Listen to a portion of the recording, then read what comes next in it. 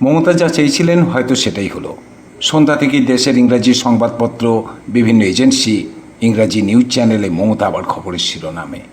21শে জুলাইয়ের আগে মমতা কর্মী সমর্থকদের চাঙ্গা করার জন্য গতকাল যে মিছিলের আয়োজন করেছিলেন, তাতে বাধা দিয়ে মমতার ন্যারেটিভ সেটিংয়ের ব্যাপারে কি সাহায্য করে ফেলল বিজেপি? প্রশ্নটা উঠছে, প্রশ্নটা করছেন সাধারণ মানুষ যারা মমতাকে পছন্দ করেন না।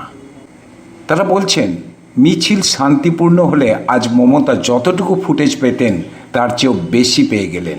মিছিলে না গিয়েও খবরের শিরোনামেই রইলেন। ন্যাশনাল নিউজে এই নিয়ে খবর, আলোচনা সবই হলো।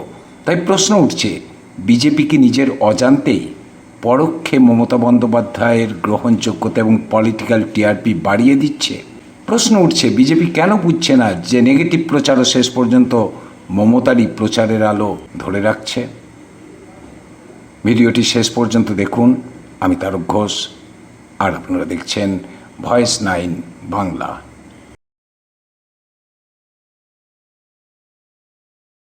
পুরো এলাকায় তাণ্ডব করেছে সকাল থেকে, আমার বাড়ি থেকে বালিগঞ্জ ফাঁড়ি পর্যন্ত, এবং ভাড়াটিয়া লুম্পেনদের গুন্ডাদের নিয়ে এসছে, মেয়েদের গায়ে যেভাবে হাত দিয়েছে। রাজনীতির সবচেয়ে বড় খেলাটা কি জানেন? রাজনীতির সবচেয়ে বড় খেলাটা হলো বাইনারি বা দ্বিমুখী লড়াই তৈরি করা। কিন্তু বিজেপি যদি প্রতি মুহূর্তে রাজ্য স্তরে বা দিল্লি স্তরে শুধু মমতা বন্দ্যোপাধ্যায়কে আক্রমণ করতে থাকে, তার দুর্নীতি নিয়ে অভিযোগ তুলতে থাকে বা অন্যান্য মন্তব্য করতে থাকে, তবে সাধারণ মানুষের সাবকনশিয়াস মাইন্ড বা অবচেতন মনে কী বার্তা যায়? বার্তা যায় এই যে বিজেপি কোনো ব্যবস্থা নিচ্ছে না, শুধু দুর্নীতির অভিযোগ তুলেই যাচ্ছে।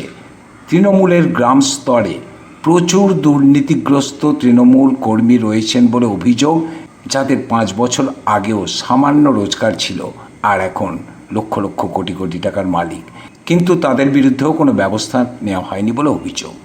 তাই শুধু সমালোচনা, মিছিলে আক্রমণ, এগুলো সাধারণ মানুষের মনে একটা ভিন্ন বার্তা পৌঁছে দিচ্ছে। সবাই ভাবছে যে বাংলায় বিজেপির একমাত্র আসল প্রতিপক্ষ এখনও সেই মমতা বন্দ্যোপাধ্যায়ই।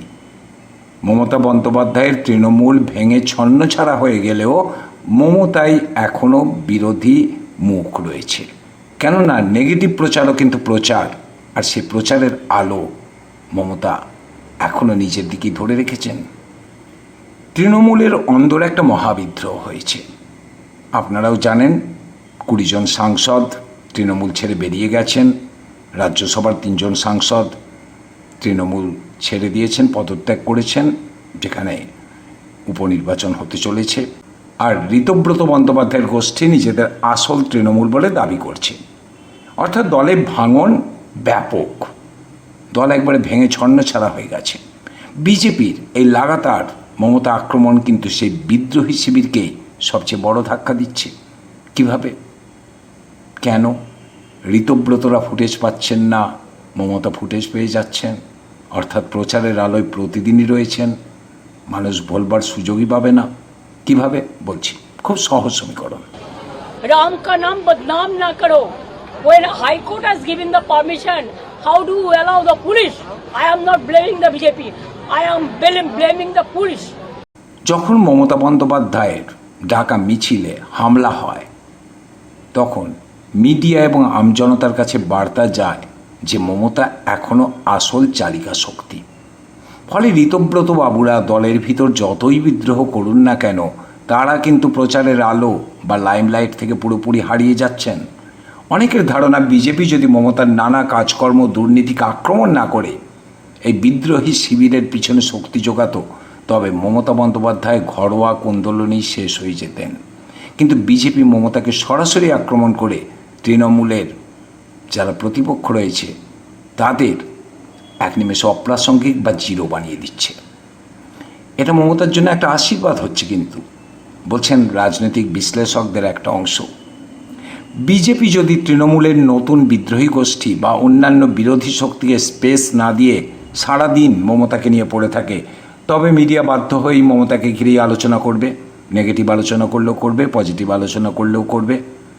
কালকে একটা ঘটনা ঘটেছিল, আপনারা সবাই জানেন, সেই মিডিয়ার কল্যাণে, যেখানে ছাত্র যুবরা মিছিল করেছিল। মমতা ছিলেন না, কিন্তু শেষ পর্যন্ত দেখলেন মমতাই আলোচ্য বিষয় হয়ে গেলেন। ভারতের বিভিন্ন ন্যাশনাল মিডিয়া তো বটেই, ইউটিউব, বিভিন্ন সোশ্যাল মিডিয়াতে মমতাময়। অর্থাৎ যেখানে মমতার খবর হওয়ার কথাই নয়, সেখানেও খবর হয়ে গেল। ন্যাশনাল মিডিয়াতে ফলাও করে প্রচার হলো, বিভিন্ন এজেন্সি খবর করলো। তাই অভিযোগটা উঠছে যে মিছিলে যারাই হামলা করে থাকুক না কেন, তৃণমূল বলছে এটা বিজেপির কর্মী ছিল, কাজেই তাদের অভিযোগ অনুসারে বিজেপি যদি হামলা করে থাকে, তাহলে কিন্তু এই হামলাটাই তাকে প্রধান বিরোধী নেত্রীর সিংহাসনে বসিয়ে দিল। মমতা যা চেয়েছিলেন ঠিক সেটাই হলো। তিনি আবার আলোচনার কেন্দ্রবিন্দুতে চলে এলেন। আর সামনে 21শে জুলাই, বুঝতে পারছেন, স্ট্র্যাটেজি মাস্টার ছিলেন মমতা ব্যানার্জি। কাজী স্ট্র্যাটেজি তৈরি করতে তার বেশিক্ষণ লাগেনি, করেও ফেলেছেন, আপনারা দেখেও নিয়েছেন। আর এখানেই শেষ নয়, এর পিছনে রয়েছে আরও একটা বড় মনস্তাত্ত্বিক খেলা। বিজেপি যখনই মমতাকে আক্রমণ করে বিবৃতি দেয়, তখন তারা অজান্তেই মমতার তৈরি করা সে পুরনো বাঙালি বনাম বহিরাগত সেন্টিমেন্টকে আবার উস্কে দেয়। শোনা যাচ্ছে মমতা বন্দ্যোপাধ্যায় এখন দিল্লির ইন্ডিয়া জোটের দিকে একটু বেশি পা বাড়িয়ে রেখেছেন এবং হয়তোবা তিনি নিজেকে জাতীয় স্তরের একজন লড়াকু নেত্রী হিসাবে তুলে ধরতে চলেছেন। খবরটা এখনও পর্যন্ত কনফার্ম নয়, তাই হয়তো ব্যবহার করেই বলছি। এই অবস্থায় বিজেপি যদি তার উপর অতিরিক্ত রাজনৈতিক চাপ তৈরি করে, তবে কিন্তু মমতা সহজেই প্রচার করার সুযোগ পেয়ে যাবেন ভারতবর্ষ জুড়ে। দিল্লির শাসকরা একজন প্রাক্তন মুখ্যমন্ত্রীকে রাজনৈতিকভাবে ধ্বংস করতে চাইছে, এটাই বলতে পারেন তিনি। আর বাঙালি ভোটাররা জানেন তো রাজনৈতিকভাবে অত্যন্ত সংবেদনশীল। তারা হয়তো তৃণমূলের দুর্নীতি পছন্দ করেনি, 15 বছর ধরে যা যা করেছে তৃণমূল সেগুলো তারা পছন্দ করেনি, তারা এর ফল ভোগ করেছে।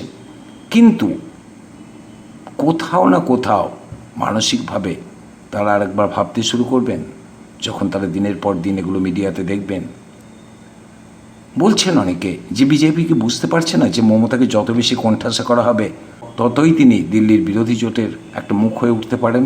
কেননা ইতিমধ্যেই তিনি ভারতবর্ষের মিডিয়াতে আলোচ্য হয়ে উঠছেন। আর তার এই গ্রহণযোগ্যতাকে এখনও রেখে দিচ্ছে পরোক্ষে বিজেপি। আর জাতীয় ক্ষেত্রে তার গ্রহণযোগ্যতাও কিন্তু বাড়িয়ে দিতে পারে এটাই, কেননা প্রচার হচ্ছে প্রতিদিনই। আর মমতা এগুলো সূক্ষ্মভাবে ব্যবহার করছেন। ভাবছেন হয়তো একদিন একটা 10 মিনিটের জন্য বা 5 মিনিটের জন্য বেরিয়ে পড়লেন রাস্তায়, লোকজন হলো না। প্রতিটি ন্যারেটিভ সেটিং। মমতা খুব ভালো করেই ভিকটিম কার্ড খেলতে জানেন, এটা আপনারা জানেন না। তাই গতকালের ঘটনার পর তিনি নিজেই বলেছেন প্রশাসন এখন বিজেপির শাখা সংগঠন, খুব ভালো করে ভেবে বলেছেন।